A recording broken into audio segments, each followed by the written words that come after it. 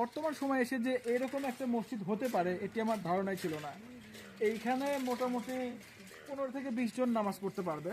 দেখি যে এই এত ছোট একটি মসজিদ এখানে কতজন নামাজ পড়ে এবং এত ছোট মসজিদ হওয়ার কারণটা কি।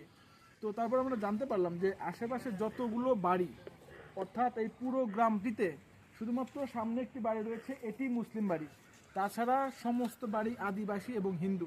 মসজিদের বয়স তাও প্রায় 25 বছর। 25 বছর।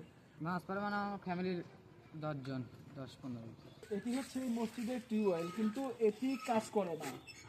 টিউবওয়েলের খুবই দরকার। সবাই বাইরের মানুষজন আসে অজু টুজু করে। এখানে কতগুলো পরিবার এই মসজিদে নামাজ পড়ে?